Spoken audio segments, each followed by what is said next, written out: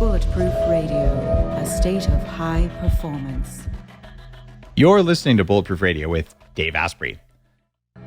I've invited Dr. Cate Shanahan back on the show today. She was on hundreds of episodes ago talking about how she had transformed the Lakers diet so they could include more fat and they performed much better. But now she has a new book that just hit the New York Times list that talks about the kind of fat that's in our bodies that is at the root of inflammation.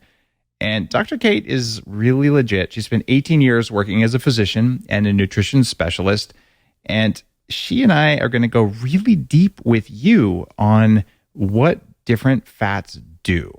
We don't agree on everything, but we agree on almost everything. So if there's a knockdown, drag out battle, I'll probably lose. Cate, welcome to the show. Thanks for having me back on, Dave. It's been too long.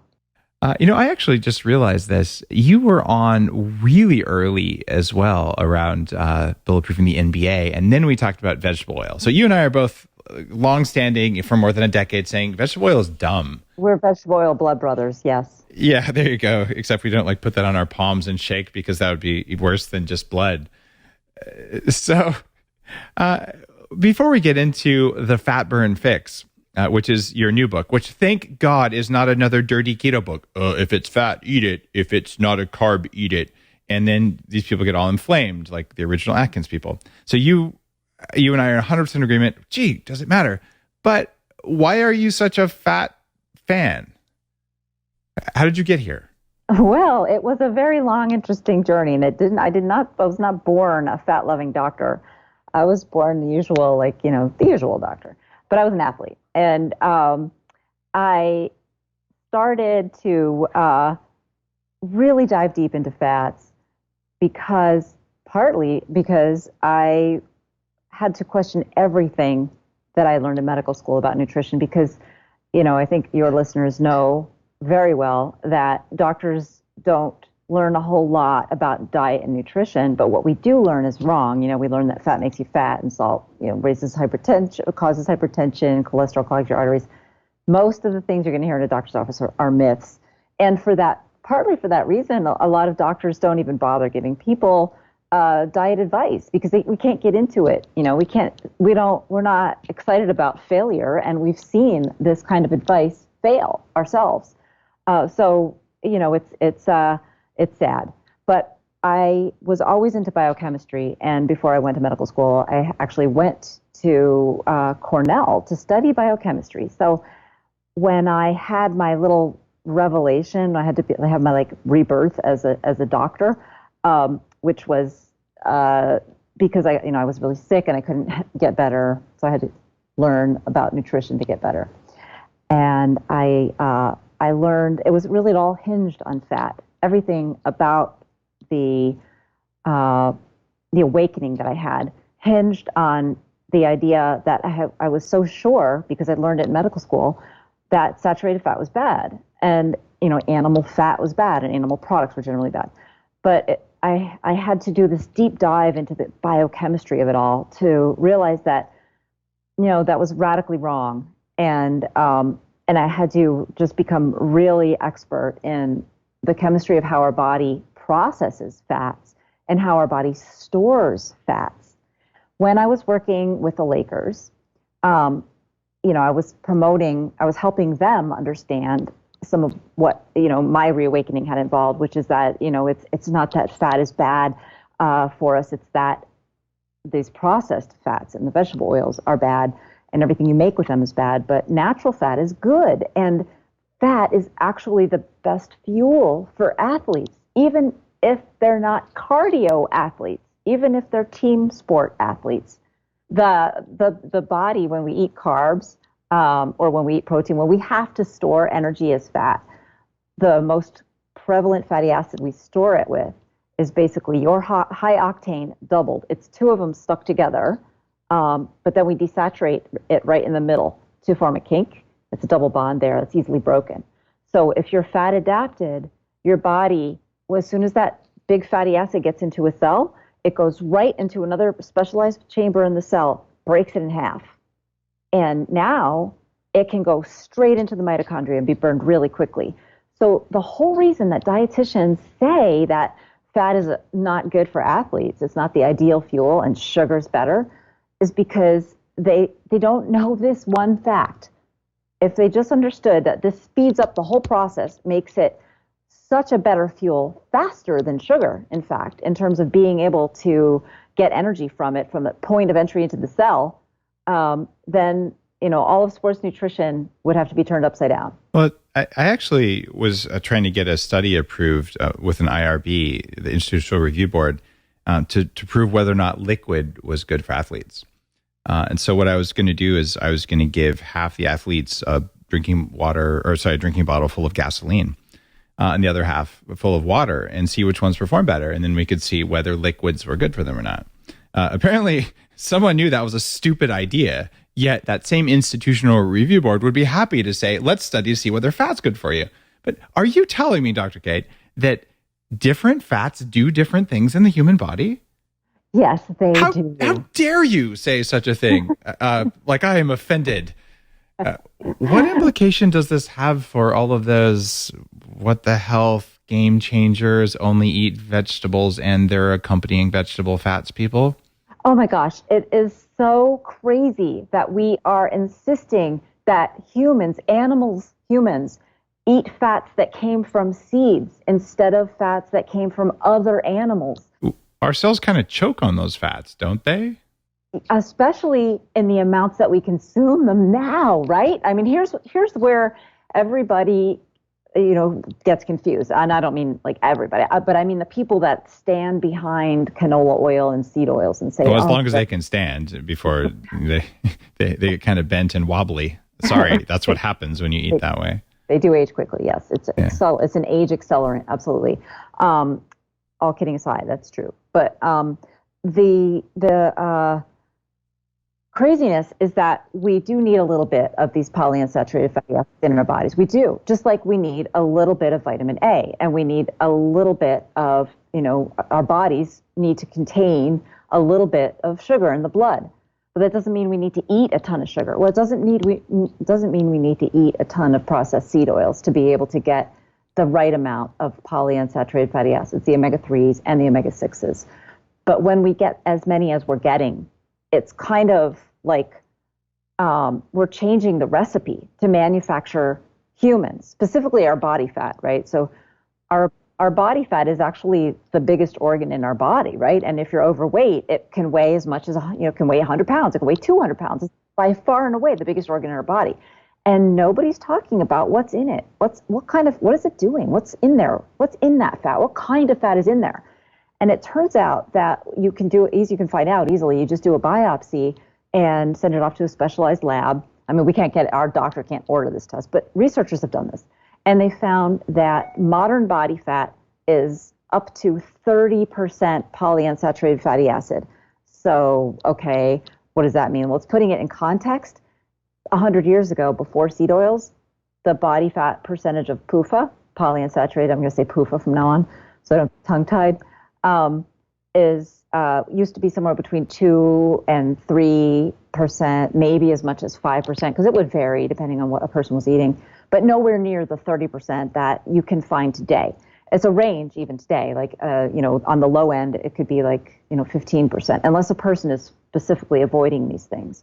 But the average person is somewhere around 20 to 25%. And now what does that mean? Well, that's the $1 million question. So what? Well, what it means is we've been living in this giant experiment, for one thing, right? Because we've started eating fats that we know are great for seeds instead of fats that are great for animals. Okay, so that's a huge experiment. So anybody who says I'm promoting a fad diet, no, this is like the opposite of a fad diet. It's the antidote to this experimental fad diet that we've been on. One of the things that I really dug into from an anti-aging perspective for Superhuman was, look, we've got to control inflammation in the body. And one of the big things you do is the type of fat you eat. And this goes back to your very first book. This goes back to the first Bulletproof Diet book from 2014. But there's some new science that had come out around mice. And it's like the fate of fats when you eat them. And I did not know this. In fact, the research hadn't even been published when you and I wrote our first books. And this was in mice, but it's likely true in humans. But they looked at the the deposition of the type of fat and where it went. And what do you know? If you eat seed oils, the percentage of seed oil in your body fat goes up radically, but your brain will always pin the amount of saturated fat that's in there, and your heart will do different things. So there's sort of ideal ratios for different cells. But if you want to really change the ratio of fat in your body, just eat some seed oil and your white fat becomes full of seed oil. Way faster than anything else. So these people who are coming up with 30% of their fat being from seeds because they went on a healthy plant-based diet. Sorry, guys, those words actually are like military intelligence. They don't actually exist. But, oxymorons for all of us. The difficulty there is a lot of people don't understand what happens with PUFAs in your body fat, that subcutaneous fat. What do they do? What happens with PUFAs in your body fat, that subcutaneous fat? What do they do? They are pro-inflammatory. So they make your body fat inflamed, essentially. And what does that mean? What does it mean to be inflamed? Well, for one thing, it causes, eventually, once the percentage gets high enough in your body fat, it causes your fat cells to be unable to properly divide. So, why? That actually sounds like a good thing, right? And I'm sure that has been used to spin that polyunsaturated fats are good because they prevent fat cells from dividing. No, you get in the way of what your body wants to do, it's always bad. And so if your fat cells can't divide when you need, if you're still in the process of gaining weight, then where does the fat go? Well, in your arteries. And that's what happens, actually, literally that's what happens. Your fat cells essentially become incontinent, right? So what's happening is, you've got transporters that will bring in fat, but then at the same time, the fat cells are like, oh, I can't take any more. I can't divide. I don't have any room. So they export them right afterwards. And so this is why you find that when people have fairly advanced type 2 diabetes, their fatty acid levels in their blood are high, even though their insulin levels are high. And so this is kind of like a geeky topic, but it's important if you're into low carb, because in the low carb world, they talk, all the emphasis is on carbs, obviously, it's the whole world is named after that. And they talk about insulin like it's the cause of everything. Insulin is the cause of insulin resistance. Insulin is the cause of the problems with your fat cells. What happens if your insulin's really low, Dr. Cate? Yeah, if you don't have enough insulin and you need it, you have type 1 diabetes. And your odds of dying from all-cause mortality go up from low insulin more than high insulin, right? Yes, absolutely. So, we can't ever blame something that occurs naturally in our body for long. Because every time we've done that, whether it was cholesterol or saturated fat, it turns out we've been wrong. But polyunsaturated fats, they don't occur naturally in our body. We have to eat them. Well, you said they do in very small amounts. But you're saying the body doesn't manufacture them. And that is totally true, right? Yes. That's why they're called conditionally essential. But if you eat a piece of cow, you'll get enough of them, basically. You don't need much at all, other than maybe some EPA or something? Well, yeah, you do need you do need the PUFAs, and the cow piece that you eat has to be fatty, right? Or have some cheese, or dairy fat is also going to be a great source of this stuff. So it's not hard to come by. You don't have to supplement if your body is healthy and your diet is balanced. But getting back to the incontinent fat cells, what happens when a person is got too much PUFA in their fat cells explains a lot more than all these insulin theories. It explains why a person reaches, there's a Dr. Nadir Ali, who's a really great cardiologist, who realized, he also went through kind of like the looking glass like I did and realized everything we learned about nutrition is backwards. So he's coined this term, which I love, your personal fat threshold, right? And he says, like, after you get to a certain amount of percentage of body fat, you become insulin resistant, and your fat cells can't hang on to fat, and it spills out fat. Body fat threshold, not a how much you can eat threshold. Correct. That's a very important distinction in your body fat. So, and that's important because, like, if you are different races seem to have different thresholds, right? If you're Asian, you seem to have a lower threshold before you'll become diabetic. But what everyone, no matter your race, The problem is the seed oil consumption. You reach that personal fat threshold faster, and your fat cells become incapable of hanging on to fat and preventing it from spilling into your arteries faster. The more seed oils are in your diet, because these PUFAs are pro-inflammatory. They prevent your fat cells from dividing, and that's just one of the many problems that they cause. In the Fat Burn Fix, I do talk about how they just couldn't be better engineered to cause metabolic problems. And they get this pass because, from Harvard, which is where most of the official doctor thought comes from, because they are essential. Like you said, the body can't manufacture them. So we need to eat some. The conditionally essential are the long chain fatty acids, right? So if we eat the short chain fatty acids, we can turn them into long chain fatty acids, which our brain needs, right? So we definitely need to have these things in our diet, but we don't need more than we need. And that's where all of this experiment began, because back in the 50s, we discovered, we need some of these things. Well, if we need some, and they're in our brain, more is better, right? And so if we eat more of these things that build our brain, how can that be bad? So, and that's about, that is about the depth of the whole thought process. And P.S., there was a huge conflict of interest in going any deeper into that thought process, because Procter & Gamble was funding the American Heart Association starting in the early 1950s. Procter & Gamble, manufacturer of Cotoline, made from cottonseed oil, one of the first seed oils to be produced and the industrial process perfected. And so you take like this semi-science, like quasi-science, well, if some is good, more is better, and you take conflict of interest from industry producing these things, and 50 years later, you have a nation that is unhealthy because we're eating what we think is healthy fat. Isn't that crazy? It definitely changed my life when I figured this out. I did lose 50 pounds of the 100 pounds I had to lose.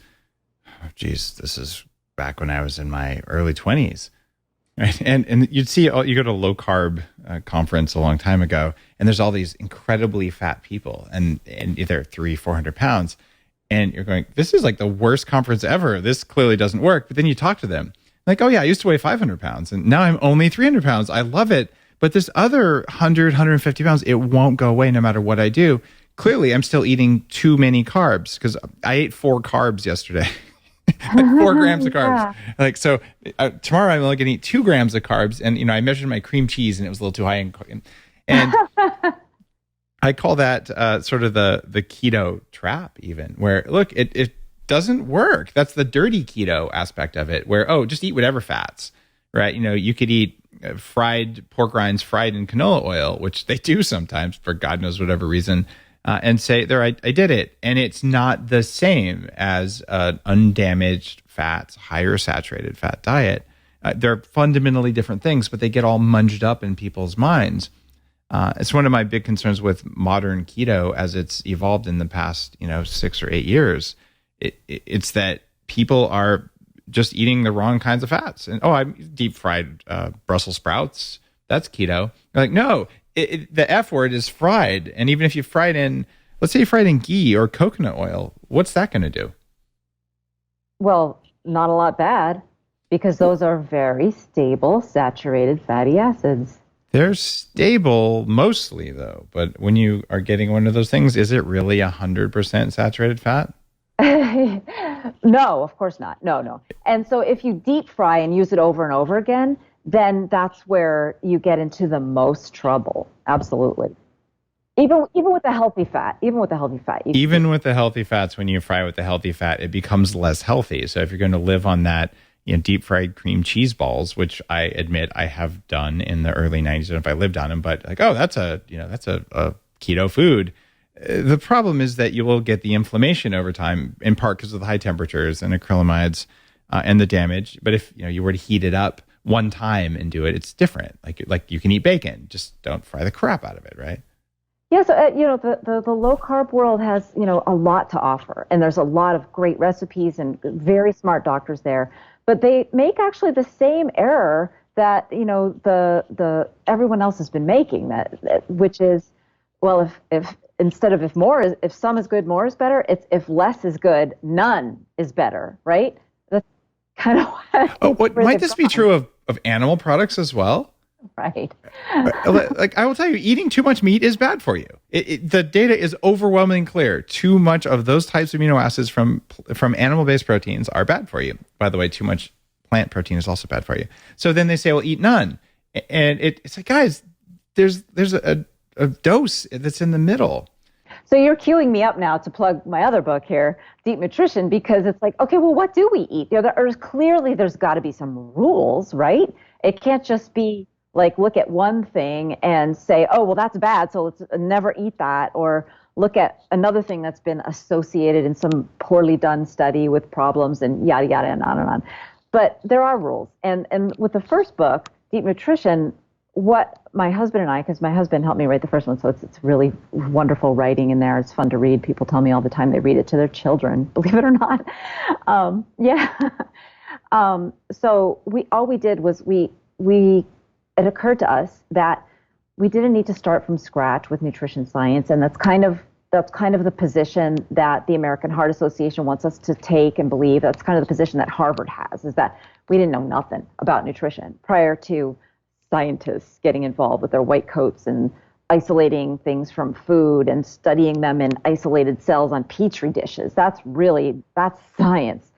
But no, my husband and I, we stamp our foots down and we say, absolutely, there's another kind of science. And that is the art of raising healthy children. And that's what people did. That's what people, like, if we didn't know how to raise healthy children, there wouldn't be humans, right? So we have to kind of respect that recipes that are traditional, that have been handed down from generation to generation, there's something very important happening there. And what my husband and I did was we just analyzed old cookbooks and old recipes to look at what every single one of them had in common. And we found that there were 4 things. So we call those the 4 pillars, and we write about them and what they are. So those are the rules. And the rules don't come from nowhere. They come from generations of success. Let me ask you something there. By the way, I love your mindset. My first book was on pregnancy and nutrition to build healthy babies, starting from day 0 or day -9 months, however you want to call it. Even better. And if you look at different genetics, you mentioned earlier, for instance, people from China. Did you say Asia or China? Was it specifically Chinese? Because there's different subcategories within Asia that have different genes. However, the similarity in terms of their where they seem to get metabolically and healthy is at a lower body fat percentage. So you can kind of put them together in this case. Okay. So from that perspective, and then in a recent show we actually talked about how if you are from the western part of Africa, you have certain genes around heart disease that are substantially higher than average. By the way, it's the same if you're from the far Scandinavian countries, but if you're from Central Europe or other parts of Africa, you don't have these. So what that means is you got to go back and say, what did your ancestors eat? But if you were from, say, Western Africa, you're eating, pounded roots like cassava, that generally, my Northern European ancestors, by the way, I have that gene, right? So my ancestors didn't have a lot of pounded cassava. I don't know what they were eating, like dead fish or something. But whatever that comes down to, are those rules the same for all of us, or is it more like you have to look at what your body needs? Well, there's that too. There's some slight customization but not much. So the 4, what we call the 4 pillars, they're broad categories. So every single diet can be contained within these broad categories. So there are things like fresh food, right? So food that hasn't been even heated, so that because heat destroys antioxidants and it destroys some vitamins, heat-sensitive vitamins. So that's like a big, broad category. And another one is fermented food. What everybody, now a lot of us rely on probiotics and stuff, but we used to ferment our food and have it live living bacteria in there. What about the other 2 categories? We got the raw stuff, the fermented stuff. What else? meat on the bone, by which I mean including the actual bone and the ligaments, and even the skin, and of course the fat, when it's suitable, right? Like not cow skin necessarily, but basically cracklins, pork skin. yes. And the reason that the skin and the joints are beneficial, and even the bone being in like a soup that you boil to make stock out of, is because there's special factors in there that are this combination of protein and sugar. So it's not in a macro category. It's a category all by itself. It's like you're talking about like chondroitin and hyaluronic acid, or yes, because they are mixtures of amino acids and sugars, and they act like signaling molecules, as do collagen hydrolysase. And it's really good for your collagen-based tissues because it actually acts like a growth factor to make your fibroblasts pump out more collagen. What do people say, or what do you say to people who say, oh yeah, well, there's been vegetarians in whatever part of the world. There's never been vegans anywhere for very long because they get infertile. Sorry, guys. Like, let's just face facts. Try and be vegan for 2 or 3 generations. There won't be any more babies. Problem solved. But vegetarian, you can do it, but they're not getting their collagen. How are they doing this? They're not eating anything on a bone. Right. Yeah, it's not. They're not. And, there haven't been pure vegetarians for generation after generation. When I ask folks who are, born and raised in India, okay, tell me about like, what does it mean to be vegetarian? And they're like, well, we eat chicken. So like when we say things, we have to be very careful about our terms because first of all, even in this country, we know vegetarian means many things. It means you might eat fish, for example. Well, at that point, like I'm a lacto, ovo, beefo, porco vegetarian. I feel very good about that. But end of the day, if you're eating only vegetables, you're not going to get the fats. But if you're vegetarian, you're eating egg yolks and you're eating butter and cheese. And suddenly your fatty acid ratio looks a lot more like a human's and a lot less like a vegetable's. Yeah, you can do the macros, right? You can get healthy fats, you can have a very healthy metabolism without eating, you can be vegan. But I'm not convinced that you can have healthy children for 3 generations if everyone has been vegan. Hold on a second. You're not convinced? No. What do you really believe, Cate? I think it would be bad. I think it would be, if you are vegan and you're pregnant, you really want to read a little bit more about traditional diets and epigenetics, because I believe actually that you could be putting children at risk, and you wouldn't necessarily be getting the healthiest child. I got sworn at the Milken conference in Dubai recently. I was on a panel talking about health, and I said, well, look, we don't have to worry about the vegan diet because it reduces fertility and it makes it harder to have healthy kids, and it shrinks kids' brains. And one of the members of the royalty who was in the room swore at me publicly, and then we had a really good conversation afterwards. He's like, but we've been vegan. I had kids. I'm like, yeah, but like it's kids, epigenetics, and so. We both walked away from it, laughing about the whole situation because we disagree. But man, I have 1,300 references in and 5 years writing a book on fertility when my wife, who's a medical doctor, wasn't fertile, telling you the reason we got fertile was we got our fats right. But I have a pretty serious question for you about a certain kind of fat. And, oh, wait, hold on. Before we go to that question, you gave us 3 of the 4 pillars. What's the 4th pillar? It's got to be like fiber or some kind of carbs. It's the farthest thing from fiber. It's organ meats. Oh, organ meats. So because the Eskimos don't eat any of that stuff, or Inuit or any of the very far northern tribes, and they can live without that. All right, I gotcha. Because it deserves its own category because we don't consider it edible, basically. And, in America, we feed it to our animals. We make carpet backing out of it. But it is so essential to optimal health, right? Because liver, for example, is one of the best sources of B vitamins and bioavailable iron. Liver is gross. Can we just agree? Yes, you can make anything gross. You can make anything gross, but you can, if you know what you're doing, you can also make anything taste good. And so that's the reason that we lost our taste for it in this country, because it's harder to make taste good. And it's one of those things, though, that if you grew up eating it, you have a special love for it because it reminds you of your childhood and your body knows that it was good for you. My wife is like that. You give her like a chicken liver pate and she goes crazy. And I'm like, that's horrifying. How can you want to eat that? I'm like holding my nose. So what I do is I just take dried liver capsules and I'm okay with that. The desiccated liver. And that's what my kids do as well. Because even though we gave them liver since they were little, after they were 3, they're like, actually, this doesn't taste good. We don't care that you gave it to us. So maybe, even though I'm a good cook, maybe I'm not a liver master. Okay. So, okay, that's fascinating. Those are the 4 things. But the 4 things to recap for listeners. Give me just what are the 4 things that every healthy diet on the planet throughout all of history includes? What are the 4?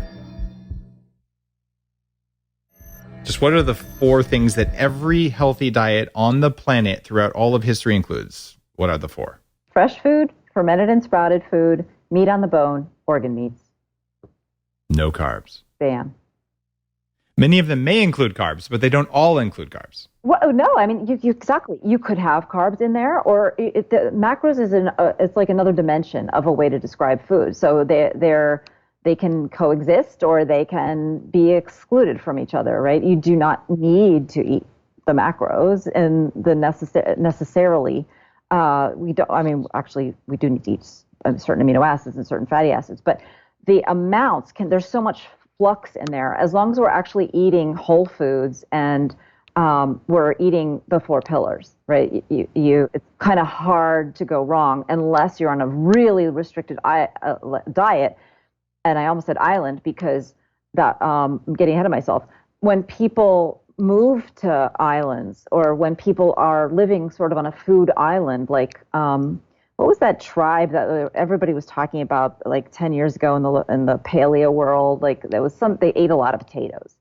Oh yeah, in Peru or somewhere. These aren't the coconut oil and starch people who smoked all the time. No, it was like some tribe of in the Andes. I think they were way high in a mountain. There were not a lot of foods that grew there. Potatoes were one.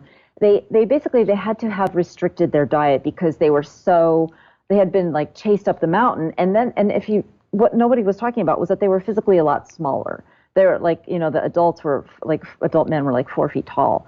That's what happens if they're still following the 4 pillars, but their macros were radically different. They didn't get enough protein. And so nature's really smart. It's programmed to make the next generation have less bone mass. So their height was less, and they just preserved the ability to be healthy with less by making people smaller. And it's not that they're bad or they're not less healthy. They can be fantastically healthy, but they just have to be smaller. And does that matter?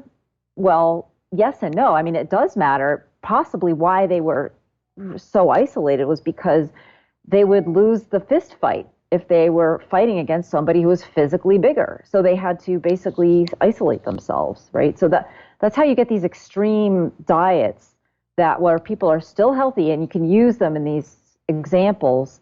I wish I could remember the name of the tribe, but everybody was talking about it back in like 2012. This whole conversation about safe starches and everything like that. It's one of those things where, look, if you came from that tribe and those are your people, you probably are going to do well on a higher potato diet for real, because your production of energy was optimized for that stuff. And if you try to go eat some completely other diet, you might just thrive on it, or it might not work at all for you. And that's the learning. That's what it feels like is missing a lot of the time. Yeah. All right. Let's get into some oils. There's 8 oils that you say in your new book that you're saying these are the worst ones. And these are also the ones that you say, and I agree with you, by the way, increase your risk of getting inflammatory conditions from COVID. What are these 8 evil oils? Well, I call them the hateful 8. So they are 3 C's and 3 S's. So we have corn, canola, cottonseed, soy, sunflower, safflower, and then the other 2, which you mostly find in restaurants, are grapeseed and rice bran oil. And the reason they're all bad and hateful is because they are mostly polyunsaturated. They're way too much polyunsaturated to be processed, which they are, to remove from the seed. Then they have to be refined, bleached, and deodorized. And that's another reason why when you have even healthy fats that have been used over and over and over again. I mean, like this gets me to another thing that you brought up earlier. The processing strips away the minerals and the vitamins that stabilize these very unstable fatty acids in the seed that nature puts in there, so that when we eat whole seeds, I'm not saying that eating corn or soy is going to give you toxic fats. I'm saying that eating soy oil and corn oil will, though, because the fats are unstable and they deteriorate. Even in the bottle, there's 5% of unnatural fats in the bottle. So you're eating these things that are really very highly toxic. They have long names like 4-hydroxynonenal, but they are known carcinogens. And you're eating them in like gram amounts on a daily basis. So it's kind of like it's a miracle that we can even like exist on these things. But that's why we have like this 3-generation thing that's happening now. It's the 3rd generation where these things have been in the food supply. And the generation born in 2000 is basically they are predicted to develop diabetes and have a shorter lifespan than the generation prior to that for the first time in modern history. Well, I'm counting on my grandkids to just kick ass. That's all I'm saying. Not that I have grandkids, but if I ever do, many, many years from now, given what I fed my kids and what I was eating long before that, and my wife as well, maybe we've turned that around for at least a few of us. And when people read your books, when people just tune in on this whole movement, I think that there are going to be some people who are fantastically long-lived 50 years from now, and it's because of the stuff we were doing now. And it will become a very serious and an unfair advantage if your parents ate the right stuff, but it already is. Like right now, if your parents ate healthy stuff, you're healthier. Yeah. Right. And it's a multi-generational thing, and it's totally not fair. Right. It really, you don't get to pick what your parents ate when they were carrying you. You don't get to pick what your parents fed you when you were young. And it is, it's a big issue of equality, where quality food should be available everywhere. And it definitely isn't. And even where it is available, many people don't choose it because they don't know any better. And that's just wrong. I think that exactly. It is wrong. And we're lied to. And this is what makes this whole issue political, because the reason that we talk about that we have all these lies that doctors learn that polyunsaturated oils are healthier than saturated is because they're in the 70s with I think it was the Nixon administration, they were worried about food shortages, and so they tied the USDA, the government guidelines of what people should eat, to what we could grow more of, so that we would simply have more calories to be able to feed more people, right? So it's all a quantity over quality political choice, and the U.S. government decided that we want quantity over quality. We need more and more and more. That's the structure of capitalism, and you have to lie to people, though, to get them to buy into that, right? Because if you were telling people the truth that olive oil is the healthiest, one of the healthiest plant oils, but we only have 3% of the planet that can grow it, versus humongous percentage, 100 times that much that can grow the hateful 8 seed oils, the canola, the corn, the soy oil. You have to start lying to people about what is healthy to sell it to them. And that's what's happened. Here's what's particularly noxious and evil about that. Because of my work as founder of Bulletproof, I've had the opportunity to meet CEOs of some of the world's largest food and beverage companies out there. And many of them, we've had these kind of private conversations that are like, hey, how do I get people to pay even 1 cent more for something that has a healthier oil or has a healthier profile? Because right now, if I make my, atrocious junk food sugar bomb with bad fats, whatever you want to call it, if I increase the cost by 1 cent, I lose market share and people will buy something else.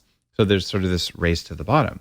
And what is really happening there is that if we had it written down and acknowledged in science, because it's true, not because it's economically useful, that, these saturated fats are useful and healthy and these other fats are not, we could have by now hybridized or even genetically engineered canola and corn and all these things to make olive oil or to make any other kind of oil that we wanted. But instead of doing that and helping to bend our food crops to our will via natural or even unnatural means, because, hey, they already do that. I'm not advocating for that. Instead, what we've done is we've just grown more of the crap, right? And that is why these scientific lies, and those are lies. We know 100% these polyunsaturated fats, these eat more vegetable oils. The people who say that, there's a special place in hell for them. There is, because that's what the science says. The science that studies hell, it's a rare major. But anyway, so I'll get off my soapbox, but I'm with you, except what about soybean lecithin, which is a fat, and sunflower lecithin, which is a fat? Are those bad too? Well, they can be, yes. So the reason that they can be is because the soybean lecithin is going to have the same fatty acids as soybean oil. It's just that people don't know what lecithin is.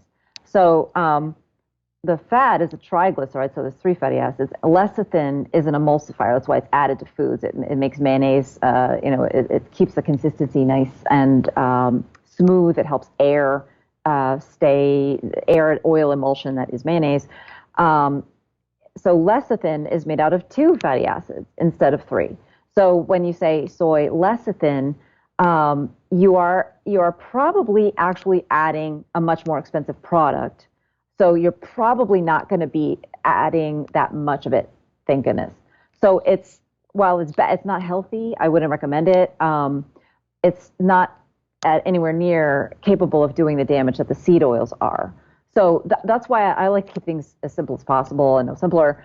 I say just look for the 8 seed oils. You're opposed to lecithin in general?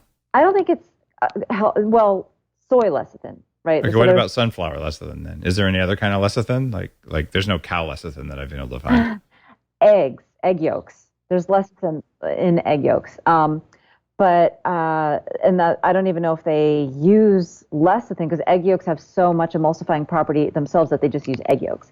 So that's what traditionally mayonnaise was made out of, is the emulsifier in mayonnaise. And when we started saying, low cholesterol and stuff like this, we wanted mayonnaise without egg yolk. So we used soy lecithin, ironically, which is, not as healthy and possibly, pretty not healthy. Well, there's all kinds of other problems with soy and contamination with glyphosate and things. Yes. So I did find, when I was doing research on specifically the myelin sheath, the lining of the nerves and the brain, and even reducing fatty liver, is that lecithin deficiency can be a real issue. And the recipe for get some ice cream is like, wait, raw egg yolks and butter, coconut oil, and all these things, and you blend them up. And it's called Get Some Ice Cream. It's on the Dave Asprey blog. And it's there because you eat it, and an hour later, I think we should go to the bedroom, because the body says, look, I got everything I need to have a baby, including all those saturated fats. So you have this weird effect that has been documented by hundreds and hundreds and hundreds of people responding to those posts going, oh my God, it worked. But I am okay with adding sunflower lecithin. You add a tablespoon of that to something. It does improve the flavor, but it seems like neurologically, in limited doses, if you store it in the fridge and it's not damaged, you're going to get those essential fats. Is that too far off, or are you still like, no, that's a waste of time? Well, it depends where you're at. Like, if you aren't able to make lecithin in your body because you have so much, this is actually an assumption. One of the reasons that you can't make lecithin is because you have enzyme damage due to extreme inflammation, high PUFA seed oil consumption. So that can derange a lot of different processes in your body, one of which certainly could be the ability to make lecithin. Okay. It could also be heavy metals. It could be mold toxins. It could be Lyme disease, although that's usually toxic mold. But it could be a chronic ill autoimmune, something bad is happening. So that would take you off, and then you would supplement. That's what you're saying? Definitely. And so if you need lecithin, you need it. But if you could, and if it is processed, more carefully than your standard seed oils, then it hopefully wouldn't have like the toxic forms of the fatty acids that you're actually eating instead of the natural forms of the fatty acids. And I'm sure there's a way that you can analyze that to see if that's happening, right? You can put anything through the right kind of NMR analyzer to see what is the components of the polyunsaturated fatty acids. Have they broken down at all? Is your process starting with the linoleic acid that is one of the common PUFAs in soy, and is it ending with that, or is that linoleic acid breaking down and you're actually getting some of these toxic things? So you can actually measure that if you want to. It's probably not cheap, but if you do that, then you can know what's happening and what's in there, and that's a very important question that I think could be a huge boon to people who do want to make these more easy, shelf-stable kinds of products for people who just don't want to be bothered with cooking. At least you could start measuring, how is your process holding up? How are the fatty acids holding up to your process? And there are easy ways. There's analyzers. You can test so much stuff so quickly these days. If manufacturers would do that and kind of want to be like the better version of a processed food, then you can simply do that. But there's also, there's another whole other option, and that is just use animal fat, right? As we've been ignoring the fact, it doesn't all have to be olive oil, right? It could certainly be just tallow, beef tallow. That's what used to be in McDonald's French fries. It was so common in restaurants in the deep fryers that, and it's much more capable of standing up to the processing. It's probably a lot more shelf stable than canola and soy and corn and all that sort of thing. Then again, though, Cate, back when they used to do that, cows ate grass. Mm-hmm. So if you were to use modern tallow from industrial feedlot beef, man, that just isn't really good for humans. The fat ratios are off. The animals are mistreated. There's antibiotic residues. It's environmentally destructive, and they're mean to the animals. It doesn't work. How are people supposed to get this stuff? You can't get beef tallow. I mean, let's be kind of real. There's hundreds of thousands of people listening to this. Where do they go to get good fats? Well, where I work, the company I work for, most of the employees are definitely not anywhere where they can access those kinds of good fats. And the fact is, still, seed oils are that bad for you that they are still better than I don't want to advocate for the industrial food chain, but I can't tell people that they should be vegetarians. So I have to tell them, do the best that you can, right? And some of the best fats out there are the dairy fats, because that is regulated. It's not going to be as healthy as if it were grass, but it's regulated by the animals, by the mammary glands. And so the proportion of PUFA in there is not as high as the proportion in the beef body fat, right? Because just like us, if we eat too much polyunsaturated fatty acids, our body fat is full of stuff. Same with the cows, although they have a much more sophisticated digestive tract, and it can kind of help a little bit, right? So that they're not going to be as much of a mirror as our body fat. They can eat more PUFA and still have less in their body fat. Would you pay more for steak that tasted twice as good? I would. I'll eat half as much, so I have to pay the same amount. Order the smaller steak. That was better for you. You'll live, right? When it's better for you, it tastes better, because flavor is nutrition. Chefs are the original nutritionists. That's why deep nutrition is all about respecting chefs and respecting culinary old-fashioned recipes. There's a lot of a recipe could be really short, a traditional recipe, but there's a lot of wisdom and knowledge and skill buried in that. And that is the body of nutritional science that doctors used to respect. But if we come full circle and come back and say, oh yeah, if you want to really be into health, don't go to dietitian school, don't be a dietitian or a nutritionist, go to culinary school and just focus on using real whole food ingredients, because that's what everybody used to do. Oh man, need to do. You're reminding me the birth of the Bulletproof Diet came from looking at fertility and nutrition, and then something called molecular gastronomy or modernist cuisine, which is where they take all these laboratory instruments and that I've had in my house for 20 years, but they use them to make the food taste good without caring one crap about how good it is for you. So you eat most modernist cuisine, you will feel like crap the next day, but it would taste so good, it was probably worth it. And I said, what would happen if I took those things and we temperature control and oxygen flow and airflow and all that. And the goal was food that makes you feel amazing, number one, and number two, taste good. And that's why the recipes, that's why we're very much in alignment on this stuff, but you can use the tech to enhance and protect and support the flavor and what the food is supposed to do for you. And that is very much in all of your work. It's built into it. So I think you've been right the whole time, which is cool. But I realize I never talk about that idea of taking tech instead of it having to be a bad thing, saying maybe it can actually support the goodness. And the tech shows you that farm-raised food has more stuff in it. And use the tech to make the soil healthy, and use the tech to figure out what animals like really thrive on, and use the tech to do the real legit kind of nutrition science, which starts with the soil. Yeah, and it shows us the ancestral stuff works. That's what the tech always shows. That's why of course I'm going to measure the soil and see, am I building more soil? And if there isn't sheep pooping nearby, the soil doesn't work as well. That seems like science. All right. I have one more question for you in our interview. You said when you were on Bill Maher recently that the COVID virus is taking advantage of our pro-inflammatory high PUFA diet, and that if we had quit eating this stuff 5 years ago, no one would get sick from coronavirus except for a few extreme autoimmune people. Do you stand by that? Yeah, absolutely. Well, because for one thing, it's not the coronavirus itself that's killing folks under 65. It's not that virulent of a virus. What's killing people under 65 is their own immune systems that are working against them.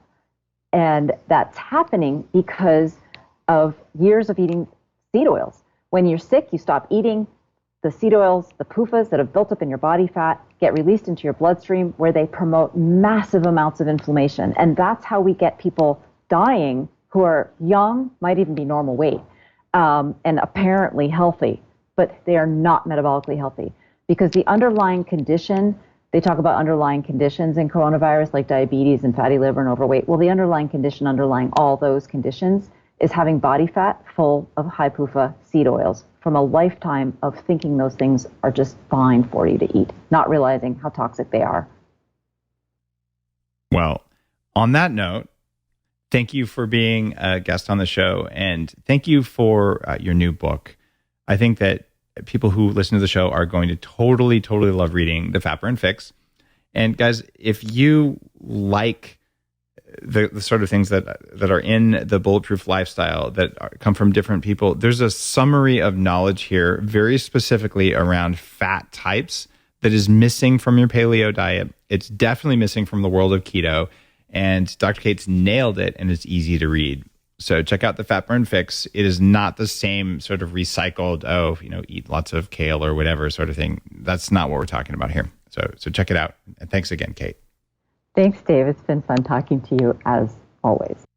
And you guys know, if you read a book and you like the book, you go to Amazon and you take about 2 seconds to leave a review that says what you thought of the book. And actually, even if you don't like the book, you can leave a review. So if you like Dr. Cate's Fat Burn Fix, leave an honest review, because like all authors, she actually checks them just like I check my reviews, because it tells us what we did right and what we didn't do right. But I'm telling you, this book is going to get lots of good reviews.